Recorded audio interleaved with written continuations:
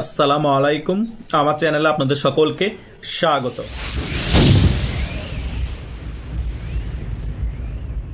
এনসিপির এই টোকাই নেতাগুলা আবার নতুন ফোন দিয়ে এঁটেছে। তারা নির্বাচনের নামে তাদের 6 জনের জন্য গানম্যান নিয়েছে।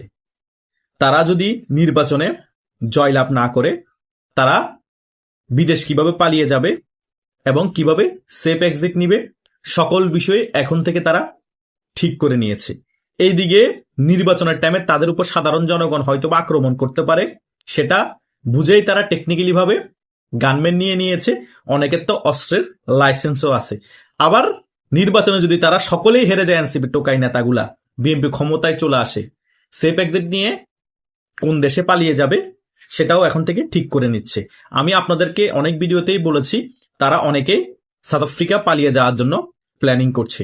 অনেকের সাউথ আফ্রিকার ভিসাও নেওয়া নাকি হয়ে গিয়েছে।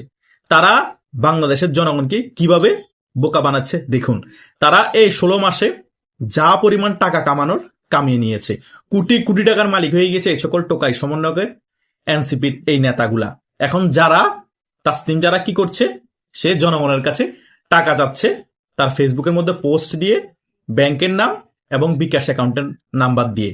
7 ঘন্টায় নাকি বানের জলের পানির মতো 12 লক্ষ টাকা তার অ্যাকাউন্টে চলে এসেছে। আরে ভাই, এই নাটকের দরকার কি? তোমার ইউটিউব চ্যানেলের মধ্যে প্রায় 50 থেকে 60 লক্ষ সাবস্ক্রাইবার, তুমি সেখান থেকেই তো মাসে 10 থেকে 15 লক্ষ টাকা ইনকাম করো। তারপরে তুমি এই এনসিপি দলকে ব্যবহার করে কোটি কোটি টাকার মালিক হয়ে গিয়েছো। এখন জনগণকে কি বুঝাতে যাচ্ছ? তোমরা সৎ, তোমরা জনগণের টাকা দিয়ে নির্বাচন করে আবার জনগণের উপকার করবা? বাংলাদেশে এরকম ফেরেস্তা আছে? এই সকল বাটপারি বাদ দাও। তোমরা নির্বাচনে জয়ী যদি না হও, বাদাম চালানোর ভয়ে বিদেশ পালিয়ে যাবা, সকল কিছু রেডি করে রেখেছো, সেফ এক্সিটের সকল প্ল্যান করে রেখেছো। আমরা সূত্র অনুযায়ী সকল কিছুই জানি। এই সকল গানম্যান, এই সকল অস্ত্রের লাইসেন্স, এগুলা দেখিয়ে কোনো লাভ নাই। এতই যদি তাদের জানের হুমকি থাকে, তাহলে সাধারণ জনগণকে যে মপ করে মেরে ফেলা হচ্ছে, তাদের জানের হুমকি নেই? তাদের ফ্যামিলিকে গানম্যানকে দিবে, তাদের ফ্যামিলিকে অস্ত্রের লাইসেন্স কে দিবে? এই যে একটা হিন্দু ছেলে দিবুকে মিথ্যা অপবাদ দিয়ে হত্যা করে ফেলেছে, তারা সে নাকি নবী অবমাননা করেছে, সেটার বিচার কে করবে? তাদের ফ্যামিলিকে গানম্যানকে দিবে? এরকম তো তাহলে অনেক অহরহ হিন্দুকে হত্যা করে ফেলবে বাংলাদেশ। তাহলে তো প্রত্যেক হিন্দুকে গানম্যান দিতে হবে, অস্ত্রের লাইসেন্স দিতে হবে।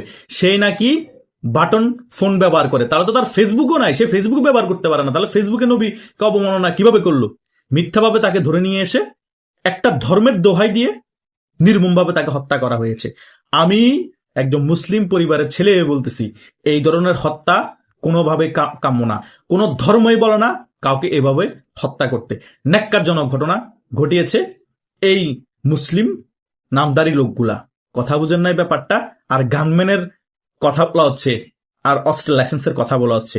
আমাদের মতো সাধারণ যারা মানুষ আছি, তাদের জানার নিরাপত্তা না 1 সেকেন্ডের। আমাদেরকে যে কোনো জায়গায় তারা মপ করতে পারে, যে কোনো জায়গায় দেখলে আমাদেরকে মেরে ফেলতে পারে। তো আমাদের জানা নিরাপত্তা এ রাষ্ট্রের দায়িত্ব না? এ রাষ্ট্র যদি আমাদের জানা নিরাপত্তা দিতে না পারে, আমাদেরকে মপ থেকে বাঁচাতে না পারে, তাহলে তো আমাদের অস্ত্রের লাইসেন্স দিতে হবে। আমেরিকার মতো প্রত্যেক নাগরিক তাহলে তাদের অস্ত্রের লাইসেন্স করতে পারবে, কারণ বাংলাদেশে এখন কোনো মানুষের নিরাপদ না। মেয়েদেরও তো অস্ত্রের লাইসেন্স করতে হবে, সকলেরই। যারা কোচিং সেন্টারে যায়, যারা গার্মেন্টস থেকে বাসায় ফিরে আসে, তাদের প্রত্যেককে ধরে নিয়ে গিয়ে এখন ধর্ষণ করা হচ্ছে। তাদেরও তো অস্ত্রের লাইসেন্স দরকার। শুধু এনসিপি টোকাইগুলা গানম্যান থাকবে, অস্ত্রের লাইসেন্স থাকবে, তাদের জানার হুমকি? আরে ভাই, এখন তো প্রমাণ হয়ে গিয়েছে হাদির হত্যার পিছনে ভারত জড়িত না, কোনোভাবেই ভারতের সম্পৃক্ততা পাওয়া যায়নি। আওয়ামী লীগও জড়িত না, আওয়ামী লীগের কোনো সম্পৃক্ততা পাওয়া যায়নি। তাহলে কারা করেছে? তোমরা নিজেরা নিজেদের মানুষকে হত্যা করে নিজেরাই জানা নিরাপত্তা চাচ্ছ, নিজেরাই গানম্যান চাচ্ছ, নিজেরাই অস্ত্রের লাইসেন্স নিচ্ছ, নিজেরা নিজেদেরকে মারার জন্য, কামড়ি করার জন্য। আচ্ছা, এই এনসিপির যে বিভাগীয় আহ্বায়ক একজন মারা গিয়েছে খুলনার, তাকে কারা হত্যা করেছে? সে তো হত্যা হয়নি। হত্যার উদ্দেশ্যে গুলি কারা করেছে? এনসিপি লোকরাই করেছে। সে মাগিবাজি করতে গিয়েছে, এবার খেতে গিয়েছে, সেখানে বাগবিতণ্ডায় তার এনসিপির নেতা অপরপক্ষের, সেই তাকে গুলি করে দিয়েছে। ভাগ্যিস বেঁচে গিয়েছে, কানের পাশে লেগেছে। তোমরা গোলাগুলি করবা, তোমরা নিজেরা মাগিবাজি করবা, তোমরা বাবা ব্যবসা করবা, হিসাবে গরমিল হলে তোমরা গুলি করবা। ওইদিকে বলো তোমাদের জানার হুমকি আছে, আওয়ামী লীগের লোকেরা তোমাদেরকে মারার প্ল্যান করছে, ইন্ডিয়া মারার প্ল্যান করছে। মস্কারি, বাংলাদেশের মানুষকে চোদু ভাবো। এগুলা করে করে তোমরা আরো অস্ত্রের লাইসেন্স নিচ্ছ, আরো গানম্যান নিচ্ছ, আবার তোমাদের লোকদেরকে মারার জন্য। এগুলা সবকিছু আওয়ামী লীগের বিরুদ্ধে ব্যবহার করা হবে। আগে থেকে তারা প্রস্তুতি নিয়ে নিচ্ছে, যদি আওয়ামী লীগ নির্বাচন বানচাল করার জন্য রাজপথে নামে, আওয়ামী লীগের বিরুদ্ধে এই সকল অস্ত্র ব্যবহার করবে, এই সকল গানম্যানদেরকে ব্যবহার করবো। আমরা সকল কিছু বুঝি। কথা বুঝতে পেরেছেন? বাংলাদেশের মানুষকে অনেক ব্রেন ওয়াশ করেছেন, অনেক গুমরা করেছেন, আর গুমরা করতে পারবে না। এই পেটলা নাহিদ কম না হলো 3 থেকে 400 কোটি টাকার মালিক হয়ে গিয়েছে। এই চিকনা আসিফ মাহমুদ কম না হলো 1000 কোটি টাকার মালিক হয়েছে। এই মাহফুজ আলম হিজবুত তাহরীর সাবেক নেতা কম না হলো 3 থেকে 400 কোটি টাকার মালিক হয়ে গেছে। এনসিপির প্রত্যেকটা নেতা কম না হলো শীর্ষ পর্যায়ে যারা নেতা আছে 50 থেকে 100 কোটি টাকার মালিক। এখন তারা নাটক করছে জনগণ থেকে টাকা তুলে নাকি নির্বাচন করবে। বাটপারের একটা সীমা থাকে। আগে থেকেই বিদেশ পালিয়ে যাওয়ার সকল কিছু রেডি করে রেখেছে, ভিসা রেডি করে রেখেছে, সেভ এক্সিট কিভাবে সেটা রেডি করে রেখেছে। এখন বাংলাদেশের মানুষের কাছ থেকে টাকা তুলে নাকি তারা নির্বাচন করবে। তারা নাকি সৎ? নাটক মারাও। আসিফ মাহমুদের যে দুর্নীতির কথা, মাহফুজ আলমের যে দুর্নীতির কথা, এখন যদি দুর্নীতি কমিশন ধরে নিয়ে গিয়ে তদন্ত করে, কম না হলো 1-2 হাজার কোটি টাকা দুর্নীতি করেছে, সকল কিছু প্রমাণ পাবে। পেটলা নাহিদের গুলো প্রমাণ পাবে। আরো এনসিপির যত নেতা আছে প্রত্যেক জায়গায় থেকে কত টাকা করে চাঁদাবাজি করেছে, সকল কিছুর প্রমাণ পাবে। বাংলাদেশের জনগণ তাদেরকে প্রত্যেকটা আসনে 1-1.5 হাজার ভোট দিয়ে প্রমাণ করে দিবে তাদেরকে সম্পূর্ণরূপে বয়কট করেছে। গানম্যান দিয়ে আর কতক্ষণ বেঁচে থাকতে পারবা? গানম্যান কতক্ষণ তোমাদেরকে সেফটি দিবে? এটা কি নির্বাচনের পরও তোমাদের সাথে গানম্যান থাকবে? তোমরা জাতির কি হয়ে গিয়েছো? এই হাদি সারাক্ষণ গালাগালি করতো, সাউয়া মাউয়া বলে বলে ভাইরাল হয়েছে। এই হাদিরে জাতীয় বীর বানিয়ে ফেলছে, বঙ্গবীর বানিয়ে ফেলছে। জামাতের লোকরা টাকা পয়সা দিয়ে তাদের সকল কর্মীকে ঢাকায় এনে জানাজা পড়িয়ে দেখিয়েছে বহির্বিশ্বকে সে বড় মাপের বঙ্গবীর, সে বড় মাপের বিপ্লবী। কত মানুষ জানাজা হয়েছে। সকলে হচ্ছে তারা যারাই কর্মী তারাই ভোটার। কথা বুঝেন নাই? এভাবে করে করে চলতেছে বাংলাদেশের রাজনীতি। আবার তারাই হাদিরে হত্যা করেছে। কথা বুঝেন? তারা আগে থেকে প্ল্যানিং করা ছিল যে হাদিরে এভাবে হত্যা করব, এভাবে জানাজা হবে, এভাবে করে রাজনীতির ফায়দা নিব। কথা বুঝেন নাই? এখন দেওয়ালে হাদির ছবি দিয়ে ছাই ফেলতেছে পুরো ঢাকা শহর। এই হচ্ছে যে বাস্তবতা। এখন স্নিগ্ধ মুগ্ধ আবু সাইদের মার্কেট শেষ। এখন হাদির বাংলাদেশ। কদিন পর আরেকজনের মার্কেটে নিয়ে আসবে। এখন হিরু আলমও বলে যে আমার অস্ত্রের লাইসেন্স লাগবে। বাস্তব, হিরু আলমকে যেখানে সেখানে গণদোলা দিচ্ছে। হিরু আলমকে অস্ত্রের লাইসেন্স দেন। বাংলাদেশে এখন সবার অস্ত্রের লাইসেন্স লাগবে। আওয়ামী লীগের সাধারণ যারা কর্মী আছে তাদেরকে অস্ত্রের লাইসেন্স দিতে হবে। তাদেরকে যে কোনো জায়গায় মপ করা হচ্ছে। বাংলাদেশে 40% লোক মুক্তিযুদ্ধের পক্ষে শক্তি আওয়ামী লীগের রাজনীতি করে।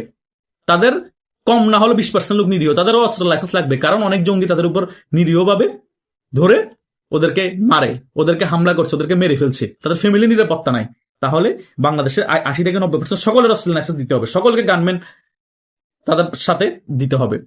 এইসব নাটক বাংলাদেশের মানুষ এখন ভালোভাবে বুঝে গিয়েছে যে এই সকল হত্যার পিছনে আওয়ামী লীগ জড়িত না, এই সকল হত্যার পিছনে ভারতও জড়িত না। তারা নিজেরা হত্যা করে, নিজেরা নারীর কারণে, নেশার কারণে মারামারি করে, নিজেরা গোলাগুলি করে, দুষ্পরাধী দিয়ে দেয় আওয়ামী লীগ বা ভারতের উপর। ভারত বিরোধী রাজনীতি করে বেশি দিন টিকে থাকা যাবে না। কথা বুঝেন নাই? এমন বিরোধিতা করেছেন, এখন দেনে কি লেনে পার জায়গায় কথা আছে না। এখন ভয়াবহতা আসতেছে আপনাদের উপর। আপনাদেরকে টার্গেট করে নাই, কিন্তু আপনারা এমন ভাবে বুঝেছেন আপনাদেরকে টার্গেট করছে, কিলিং করবে, মেরে ফেলবে। এগুলা বুঝিয়ে নিজেদের বিপদ নিজেরাই ডেকে আনছেন। এখন দেখবেন আপনাদের শত্রু যারা আছে এনসিপির বিপক্ষে বা অন্য যারা, তারাই আপনাদেরকে মেরে ফেলবে। মেরে ফেলে তারাই প্রচারণা করবে আওয়ামী লীগ মেরে ফেলেছে, ভারত মেরে ফেলেছে, তারা সেফ হয়ে যাবে। এগুলা ঠিক না। বেশি চালাকি রাজনীতি করলে নিজের জীবনটা এভাবে চলে যায়। বুঝতে পেরেছেন? হাদি বেশি মাস্টারি করেছিল না, আমি মারা যাব, আমাকে হুমকি দিচ্ছে, এই করছে সেই করছে। তো জামাত ইসলামী ওই ফায়দাটাকে লুফে নিয়েছে যে তুই মারা যাবি, এই করছে সেই করছে, এবার তোরা আমরাই মেরে ফেলতেছি, এবার আওয়ামী লীগের উপর দোষটা চাপিয়ে দিব, না হলে বিএনপির উপর চাপাবো, না হলে ভারতের উপর চাপিয়ে দিব। আর তোকেই নিয়ে আমরা রাজনীতি খেলবো, তোকেই নিয়ে মাজার বানাবো, হাদি বাবার দরবারে সব পাগলের খেলা। তোকেই নিয়ে আমরা জানাজা বানাবো, তোকেই নিয়ে আমরা জানাজা পড়াবো, লক্ষ লক্ষ মানুষ আসবে, দেখাবো, দেখেন হাদির মতো লোকে বিপ্লবীদের জানাজায় কত মানুষ আসে। কারণ হাদি তো জামাত ইসলামীর লোক, জামাত ইসলামীর সকল লোককে জড়ো করবে টাকা দিয়ে এনে ঢাকার মধ্যে। সেটাই করেছে।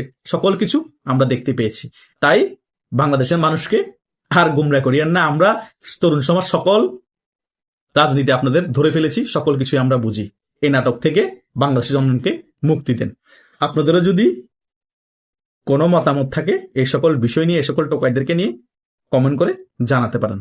ধন্যবাদ সকলকে।